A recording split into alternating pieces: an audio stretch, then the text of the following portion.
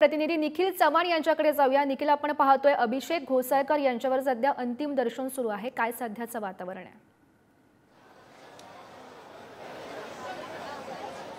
नक्कीच आपण पाहिलं तर दहिसर विभागामध्ये आहेत। आज सकाळपासूनच मोठ्या संख्येने दहिसर विभागामध्ये जो शोकाकूळ आहे तो पसरलेला आहे। आता आपण आहोत ते या ठिकाणी अभिषेक घोसाळकर यांच्या घराखाली आणि आता देखील मोठ्या प्रमाणात जी गर्दी आहे ती घोसाळकर यांचं अंत्यदर्शन घेण्यासाठी या ठिकाणी झालेली आहे। शिवसेनेचे अनेक पदाधिकारी असतील, अनेक कार्यकर्ते असतील, ते या ठिकाणी एकवटलेले आहेत। तर या ठिकाणी थोड्या वेळापूर्वी उद्धव ठाकरे त्यांचे संपूर्णपणे कुटुंबीय हे या ठिकाणी अंत्यदर्शन घेऊन गेलेले आहेत। आज सकाळपासून अनेक नेत्यांची या ठिकाणी उपस्थिती आपल्याला पाहायला मिळाली। त्यातच सर्वच नेते या ठिकाणी अभिजित घोसाळकर यांच्या घरच्यांना ही संपूर्णपणे जो त्यांच्या दुःखात सामील असल्याचं त्यांनी सांगितलं।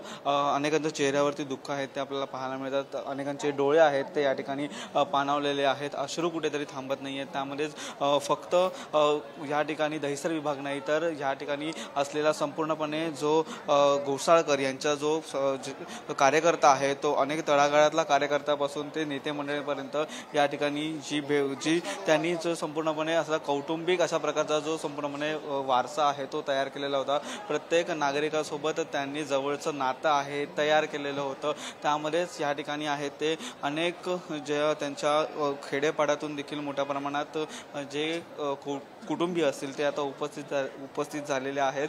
प्रत्येकाच्या चेहऱ्यावरती दुःख आहे। घडलेला प्रसंग अत्यंत दुर्दैवी असून या ठिकाणी हा प्रसंग घडल्यामुळे त्यांच्या कुटुंबियांना देखील एकच मोठा धक्का बसलेला आहे। त्यातच ही संपूर्णपणे गर्दी आहे ती त्या म्हणजे घोसाळकर यांनी हा जो संपूर्णपणे जो परिवार जमा केलेला होता, प्रत्येक नागरिकाशी जे भेटणं असेल, प्रत्येक नागरिकाशी जे बोलणं असेल, त्यासोबतच प्रत्येक नागरिकाशी आपला एक टच असणं हा याच्यामधून संपूर्णपणे दिसून येतोय। थोड्या वेळातच या ठिकाणाहून जी अंत्ययात्रा आहे ती त्याला देखील सुरुवात होईल आणि अंत्यविधीसाठी मोठ्या प्रमाणात नागरिकांनी या ठिकाणी घोसाळकर यांच्या घराखाली गर्दी केल्याचं आता देखील चित्र आपल्याला पाहायला मिळत आहे।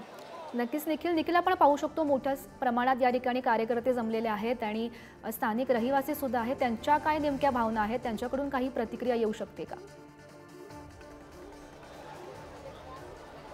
नक्कीच अनेक जे नागरिक आहेत ते या ठिकाणी आलेले आहेत। त्यातच आज सकाळपासून ह्या संपूर्णपणे कार्यकर्त्यांची या ठिकाणी ही जी उपस्थिती लागल्याच्या नंतर नेते मंडळींची देखील उपस्थिती लागलेली आहे।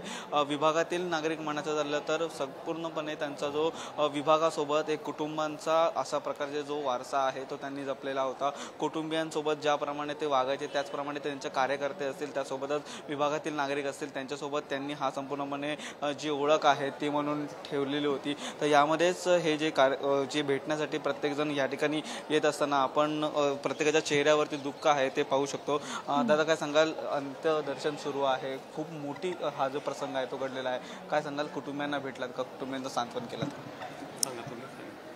मी आधी तर जे आपले माजी नगरसेवक असे आमचे लाडके दादा अभिषेक दादा घोसाळकर यांना आमच्यातर्फे भावपूर्ण श्रद्धांजली आणि पूर्ण घोसाळकर परिवारांना आमच्यातर्फे सांत्वना देतो।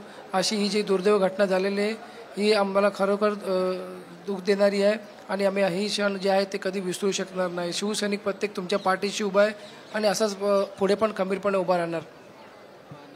प्रत्येकाच्या चेहऱ्यावरती या ठिकाणी दुःख आपल्याला पाहत असताना अनेक जे त्यांचा कुटुंबीय असतील ते या ठिकाणी आलेले आहेत। त्यांच्या घरातले देखील नागरिक आलेले आहेत। आपण पाहू शकतो डोळ्यामध्ये त्यांचे अश्रू आहेत। ताई, भेटलात का आपण? काय सांगाल कुटुंबियांना? एक घडलेली घटना खूपच दुर्दैवी आहे, परंतु अशा प्रसंगातून कुटुंबाने सावरायचं असं नक्की काय सांगाल? आज या ठिकाणी अंत्यविधीसाठी मोठा जो अभिषेक आहे त्यांनी देखील कुटुंबासारखं नातं प्रत्येकासोबत ठेवलेलं होतं, प्रवाशांसोबत अगदी कुटुंबासारखं नातं होतं घोसाळकर साहेबांचं पण आणि अभिषेकचं पण। तो अगदी आम्हाला आमच्या मुलासारखाच होता। पण हे जे काय झालं ना, खूप दुर्दैवी गोष्ट झाली। कमीत कमी हे राजकारणात ना लोकांनी स्वतःच्या कुटुंबाचा तरी त्यांचा विचार करायला हवा होता। हे असं नव्हतं घडायला पाहिजे।